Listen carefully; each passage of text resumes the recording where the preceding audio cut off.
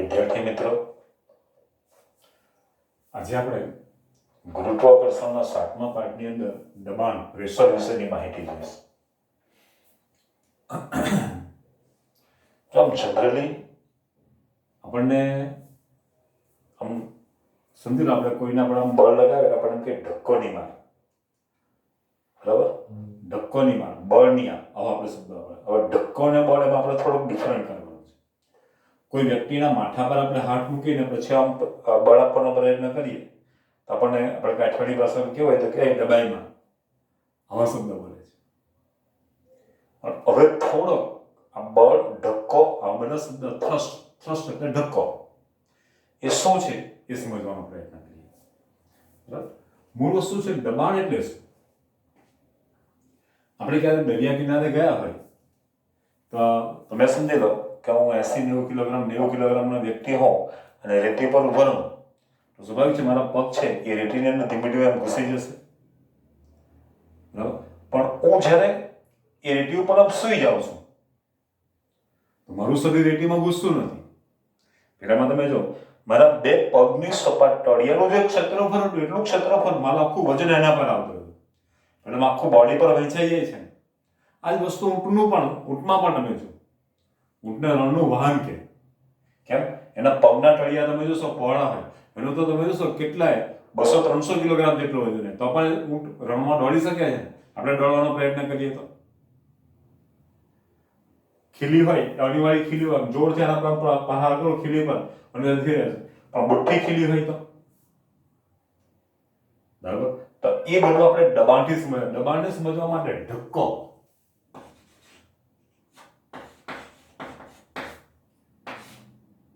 Thrust,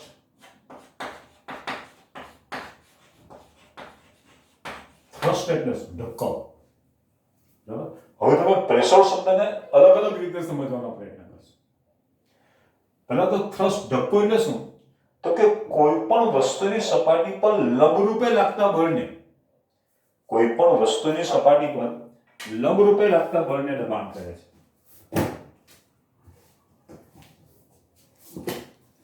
દાખલા તરીકે આ બુક છે, એના પર હું લંબરૂપે બળ આપું, મારો ચોક જુઓ ત્યારે હું આ રીતે બળ આપું છું, બરાબર. તો આ જે બળ છે એને શું કહેવામાં આવે છે? ધક્કો. કોઈ વસ્તુની સપાટી પર લંબરૂપે લાગતા બળને થ્રસ્ટ અથવા તો ધક્કો કહે છે, બરાબર. હવે આમાં તમે જો મારી બુક આવતી સમક્ષની સમતલમાં મારી લંબરૂપ વસ્તુ મેં આ રીતે બનાવી અને મેં થ્રસ્ટ કીધું, પણ અત્યારે મારી સપાટી આમ છે, બરાબર ને હું જે બળ આપીશ તો આને પણ હું થ્રસ્ટ કહી શકું. ખ્યાલ આવે છે ને? આ વસ્તુ છે, આના પર આ રીતે બળ આપો એટલે પર થ્રસ્ટ કહી શકાય. થ્રસ્ટ એટલે શું તો કે કોઈ પણ વસ્તુની સપાટી પર લંબરૂપે લાગતા બળને, કોઈ પણ વસ્તુની સપાટી પર લંબરૂપે લાગતા બળને થ્રસ્ટ અથવા તો ધક્કા તરીકે ઓળખવામાં આવે છે.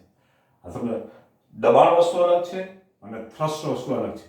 આપણને ધારો કે તમે ઊભા હોય કે તમે આમ બળ આપશે, એ ધક્કો નહીં મારે, બરાબર.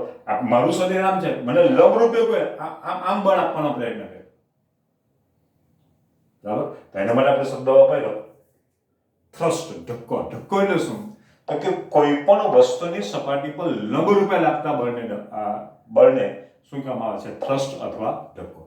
તો દબાણ એટલે શું તો કે એકમ ક્ષેત્રફળ ધરાવતી સપાટી પર, એકમ ક્ષેત્રફળ ધરાવતી સપાટી પર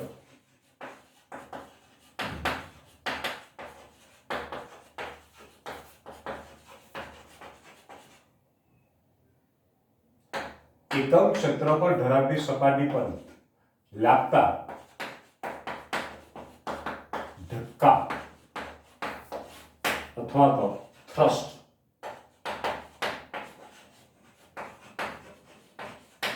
ને દબાણ કહે છે. એકમ ક્ષેત્રફળ ધરાવતી સપાટી પર લાગતા થ્રસ્ટ, ધક્કાને શું કહેવામાં આવે છે?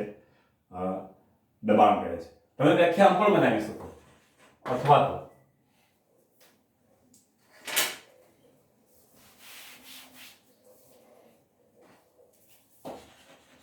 એકમ ક્ષેત્રફળ ધરાવતી સપાટી પર લંબરૂપે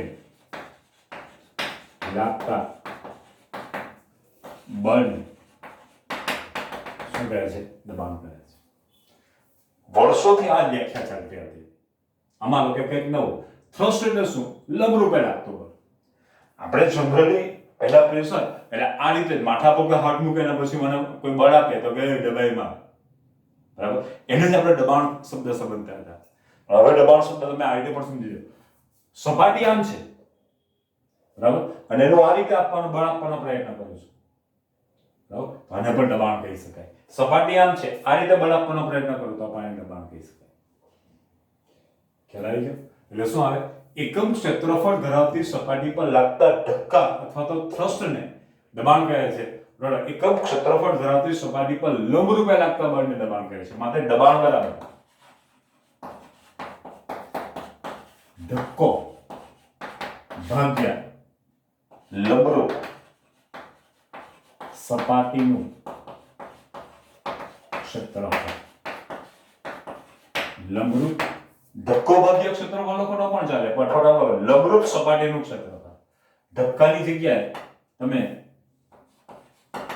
લંબરૂપે લાગતું બળ. તમે કોન્સેપ્ટની અંદર ભૂલ નહીં કરો એટલા માટે, બરાબર છે. માટે દબાણ બરાબર ધક્કો, બળને લંબરૂપ લાગતું બળ, લંબરૂપે લાગતું બળ ભાગ્યા લંબરૂપ સપાટીનું ક્ષેત્રફળ. દબાણ એટલે અંગ્રેજીમાં pressure, capital P is equal to પદાર્થ પર લાગતું બળ એટલે F અને ક્ષેત્રફળ એટલે area P is equal to F by E. P is equal to F by E. જોનો SI એકમ જો. ઘણા બાળકને what is SI? International system of units. International system of units એનો આંતરરાષ્ટ્રીય એકમ, લે સિસ્ટમ ઇન્ટરનેશનલ દ યુનિટ્સ આનું ગ્રીક નામ છે. એનો SI એકમ તમે આના પરથી જુઓ. What is F? F બરાબર બળ. બળનો એકમ શું છે? તો કે ન્યૂટન. અને A ફોર એરિયા. તમે સમજી લો કે આ લંબચોરસ છે તો લંબાઈ ગુણ્યા પહોળાઈ કરો તો મીટર ગુણ્યા મીટર, મીટર સ્ક્વેર થાય ને. પણ સર્કલ આકારની કોઈ વસ્તુ હોય તો આ જ ગોળ વસ્તુ છે, આમ આમ બળ આપું તો, બરાબર, તો આનું ક્ષેત્રફળ બરાબર શું થાય? તો કે પાઈ r સ્ક્વેર. r બરાબર ત્રિજ્યા, એનો પણ એકમ મીટર થવાનો. એટલે ન્યૂટન પ્રતિ મીટર સ્ક્વેર અથવા તો ન્યૂટન મીટર રેઝ ટુ -2. અને આ જે એકમ છે એ બ્લાઇસ પાસ્કલ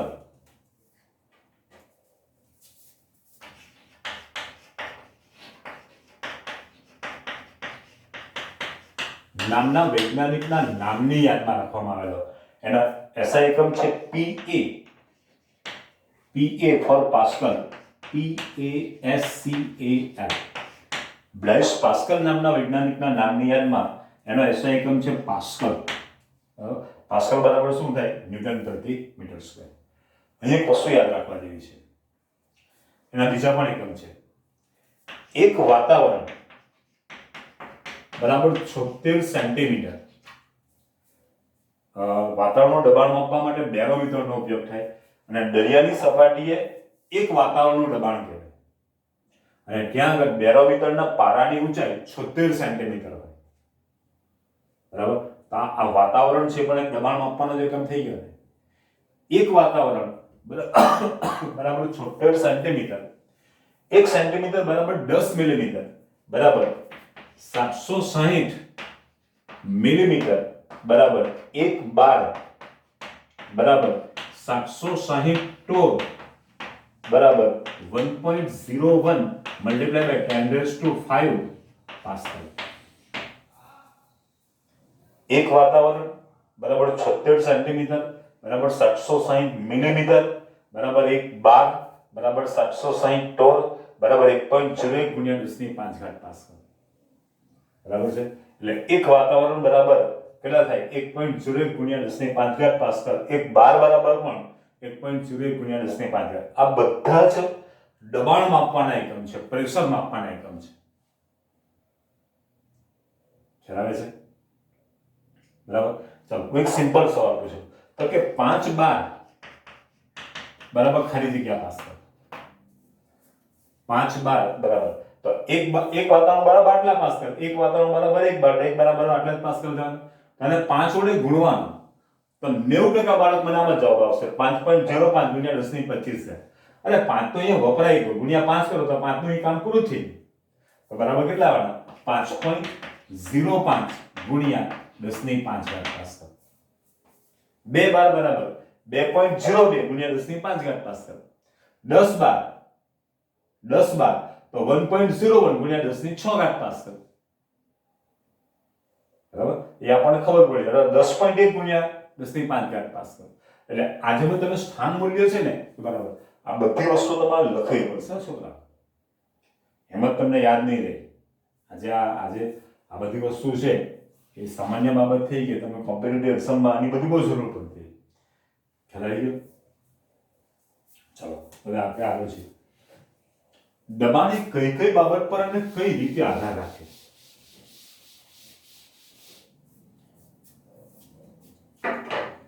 દબાણ એ કઈ બાબત પર અને કઈ રીતે? મારી પાસે દબાણનું સૂત્ર છે P બરાબર F/A. P બરાબર F/A. તો કહી શકો P બરાબર F into 1/A. માટે P ચલે છે F અને P ચલે છે 1/A. દબાણ એ તેના પર લાગતા ધક્કા, તેના પર લાગતા લંબરૂપ બળ ના સમપ્રમાણમાં. જેમાં વધારે બળ આપો, આના પર 100 ન્યૂટન આપો, પછી જો 1000 ન્યૂટન બળ આપો તો વધારે ધક્કો લાગશે. હું દાખલા તરીકે આમ ખીલી મૂકો અને પછી આના પર હથોડી મૂકી જ રાખો, આમ દબાણ આપો, બરાબર છે, પણ એ હથોડીને પાછળ લઈ જઈને પછી બળ આપો તો આની સરખામણીમાં વધારે બળ આપશે ને. તેના પર લાગતા ધક્કા બળને લંબરૂપ સપાટીના ક્ષેત્રફળના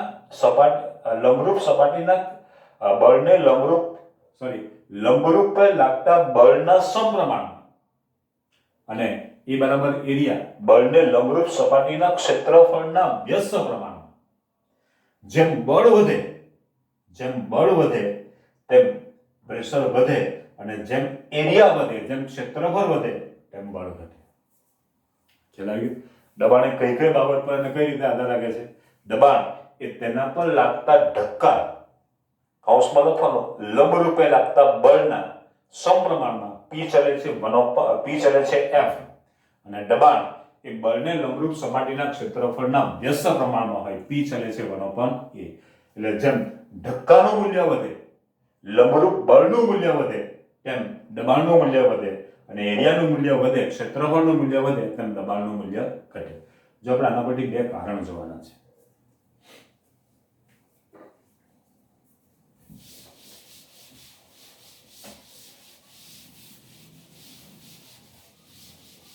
હવે એક દાખલો પણ ગણવાનો છે, એટલે મેં પહેલા આકૃતિ બનાવી દીધી છે, એટલે તમને આઈડિયા આવે. પહેલા આપણે બે કારણ જોઈએ. નદી પર બાંધેલા બંધની પહોળાઈ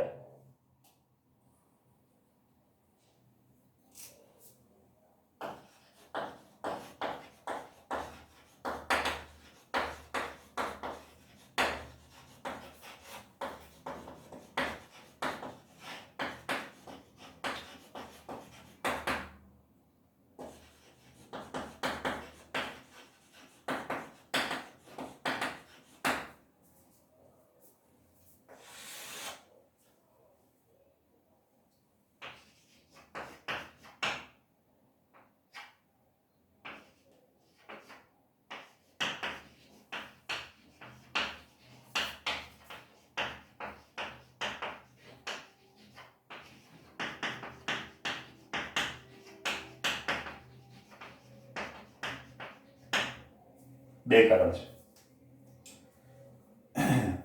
નદી પર બાંધેલા બંધની પહોળાઈ તળિયા આગળ વધારે હોય અને ધારદાર ચપ્પુ વડે શાકભાજીને સહેલાઈથી કાપી શકાય છે. એકદમ સિમ્પલ કારણ છે.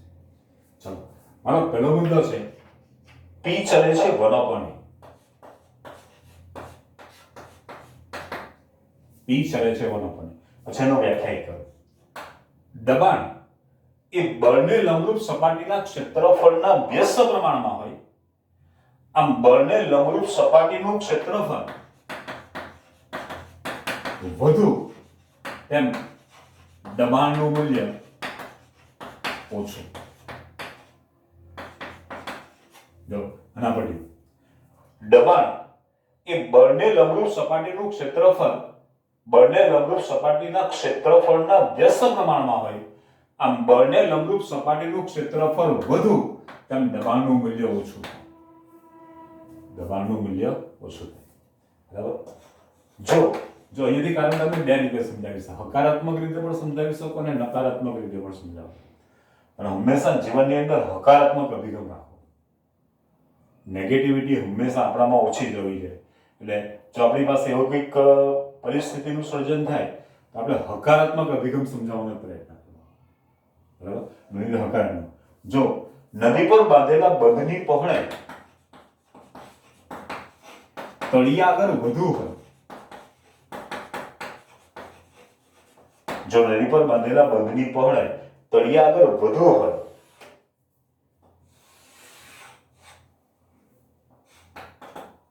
આ રીતે હશે. તમે જોજો નર્મદા કેનાલ બધા જોવા ગયા હશે. બરાબર. આમ તમે જુઓ તો આમ આખો આપણને સ્ટ્રોક દેખાય છે ને.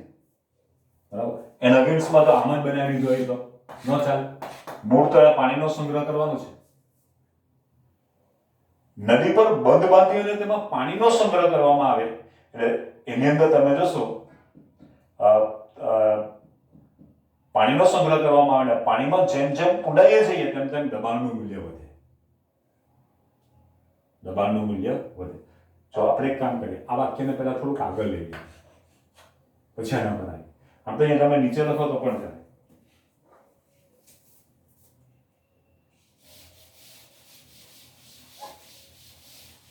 ફરી એકવાર અહીંયાથી લઈએ. P ચલે છે 1 ઉપર.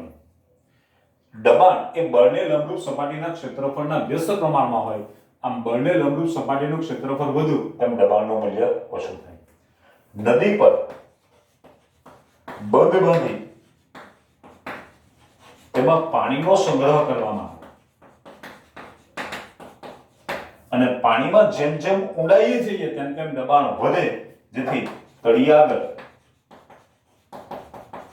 સૌથી વધારે દબાણ લાગે છે. પેલું વાક્ય પછી નવના વાક્યો વધુ હશે.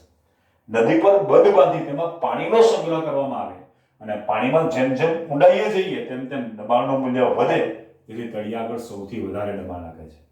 પછી જો નદી પર બાંધેલા બંધની પહોળાઈ તળિયા આગળ વધારે હોય. બરાબર ને. આપણે જો આપણે મોટી ફિગર બનાવીએ તો આ રીતે કરવાનું. હે જો નદી પર બાંધેલા બંધની પહોળાઈ તળિયા આગળ વધારે હોય. બરાબર. તો હવે તમે જો પ્રેશર આ રીતે થવાનું, પાણીનું પ્રેશર તળિયા આગળ મેક્સિમમ દબાણ લાગે આ રીતે. હવે આ ક્ષેત્રફળ વધી ગયું. બરાબર. જો નદી પર બાંધેલા બંધની પહોળાઈ તળિયા આગળ વધારે હોય તો બળને લંબરૂપ સપાટીનું ક્ષેત્રફળ વધે જેથી દબાણ છે એ ઓછું લાગે. જેથી તળિયા આગળ તમે જોશો ઓછું દબાણ લાગતા આ બંધ છે એ તૂટવાની શક્યતા રહેતી નથી. આ વસ્તુ અત્યારે આગળની વસ્તુ જે કહેવા જાઉં છું ને આપણી બુકની વાત નથી. આ તો બધું સાંભળેલું હોય ને તેના પરથી કહું. હવે આ સમજો કે આ બાજુ પાણીનો સંગ્રહ કર્યો. આપણે નર્મદા કેનાલમાં તમે જો તો 128 મીટરની ઊંચાઈની હાઈટ સુધી ત્યાં પાણી ભરેલું છે.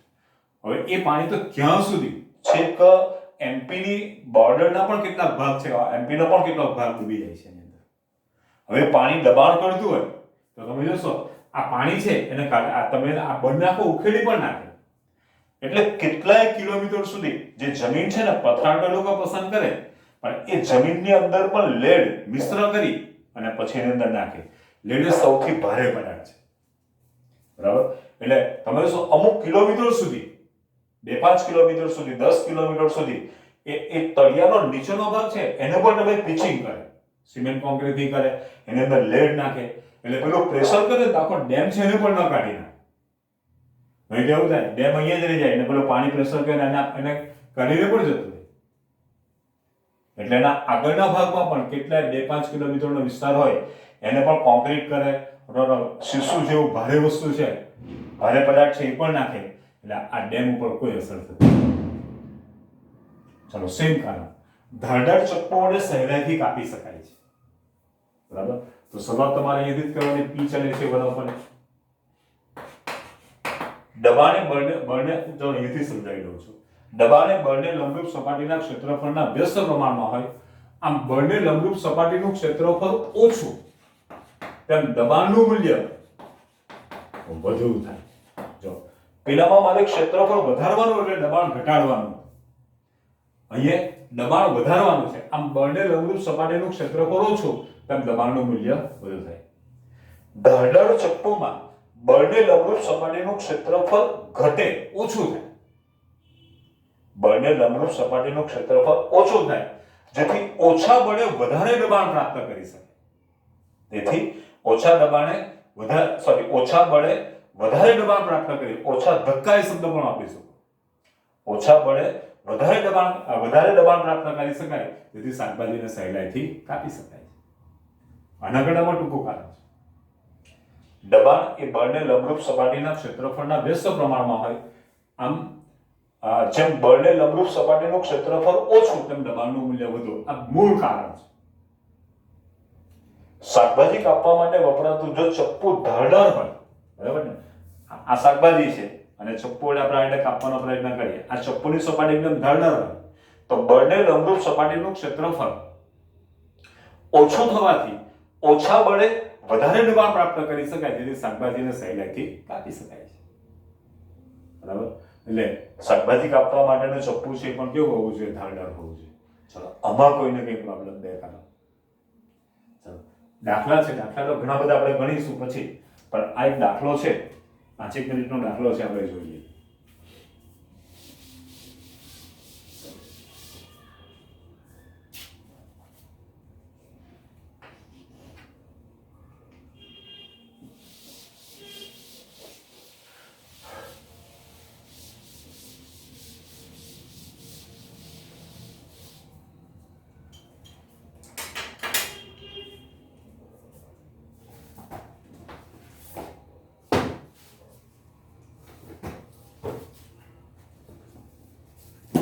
જો આ જરાક સમજવાનો પ્રયત્ન કરજો. જો કે અત્યારે તમને ચોખ્ખું તો નહીં દેખાશે પણ થોડું. અત્યારે મારી બુક છે ને મેં અત્યારે આ રીતે રાખી છે. આ જે ફિગર છે ને, લંબાઈ 40 સેન્ટીમીટર છે, પહોળાઈ 20 સેન્ટીમીટર છે અને ઊંચાઈ પણ 20 સેન્ટીમીટર, થોડીક ઓછી છે, આપણે સમજી લઈએ 20 સેન્ટીમીટર. અત્યારે મારી વસ્તુ છે આ રીતે પડી છે કે જેનો નીચેનો ભાગ એ 40 સેન્ટીમીટર બાય 20 સેન્ટીમીટરનો છે. આ ઊંચાઈ પણ 20 સેન્ટીમીટર અને આનું દ્રવ્યમાન 5 કિલોગ્રામ. બીજી ફિગર, ચાલો આનું આમ કરી નાખો. તમારી પહેલી ફિગર થઈ, લંબાઈ 20 સેન્ટીમીટર, પહોળાઈ 20 સેન્ટીમીટર, ઊંચાઈ 20 સેન્ટીમીટર અને આનું દ્રવ્યમાન કેટલું છે? 5 કિલોગ્રામ. આ કેસમાં કેટલું દબાણ ઉત્પન્ન થાય અને આ કેસમાં કેટલું દબાણ ઉત્પન્ન થાય? બરાબર, આપણે આને બે નામ આપી દઈએ.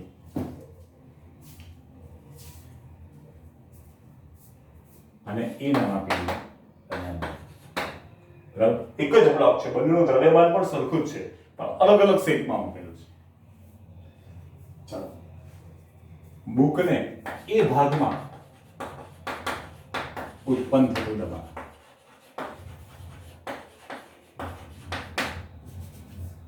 એ ભાગમાં ઉત્પન્ન થતું દબાણ. દબાણ બરાબર શું છે?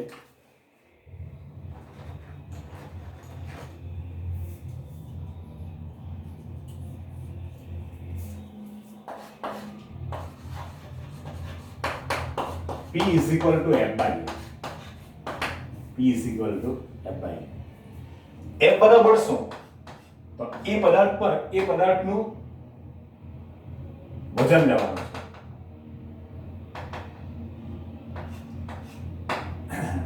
તો M into G by A. હવે જો આનું મને દ્રવ્યમાન 5 કિલોગ્રામ આપેલું છે. વજન કરવું હોય તો m into g, પૃથ્વીની સપાટી છે તો આપણે ગુરુત્વ પ્રવેગ અહીંયા 10 લઈ લઈશું. ગુરુત્વ પ્રવેગ કેટલો લઈ લઈશું? 10. તો બરાબર 5 કિલોગ્રામ ગુણ્યા g નું મૂલ્ય 10 મીટર પ્રતિ સેકન્ડ. એટલે 9.8 એટલે બુકનું લઈએ.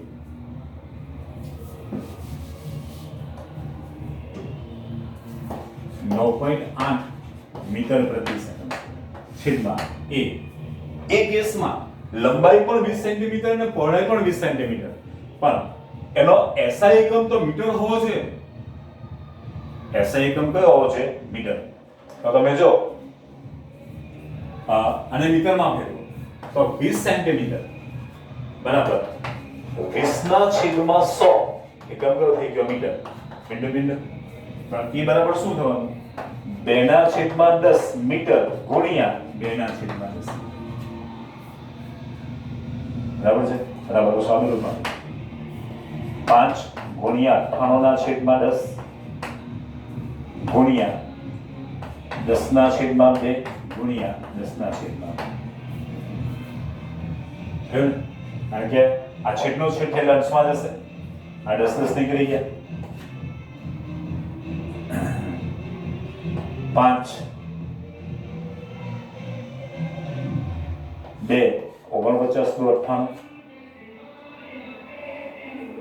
બરાબર છે? તો બરાબર 49 ગુણ્યા 5, 50 ગુણ્યા 5 500, એટલે એમાંથી 5 ઓછા કાઢીએ એટલે 400.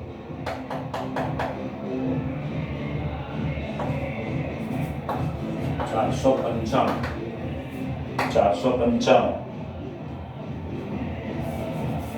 49 ગુણ્યા 5, 5 45, 5 વધી પડી 4, 5 ચોક 20, 20 ને 4 24. જો મિસ્ટેક કર્યો. 50 ગુણ્યા 5 250 એટલે 245. ઉપર એક બિંદુ ભાગ્યા 2.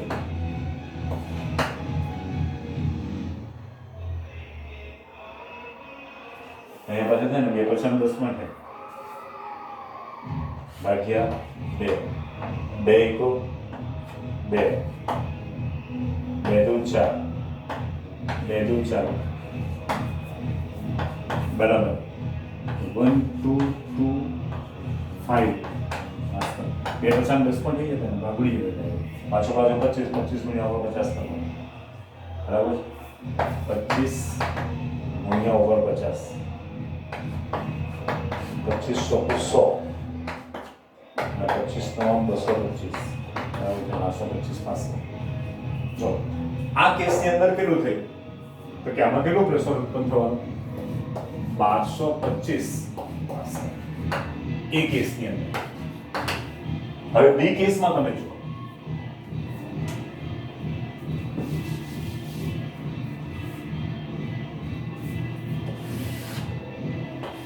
P = F/A. માં F બરાબર કેટલા છે? તો કે m × g ના છેદમાં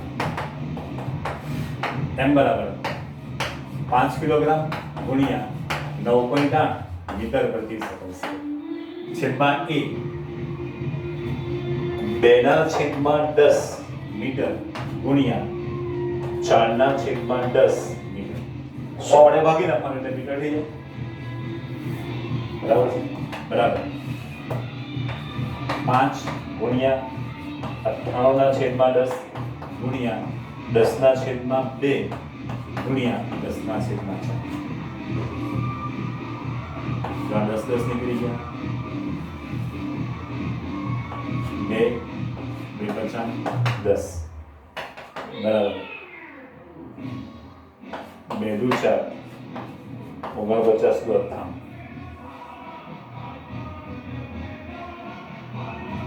49 ગુણ્યા 25 49 ગુણ્યા 25 1200 25/2 2 × 12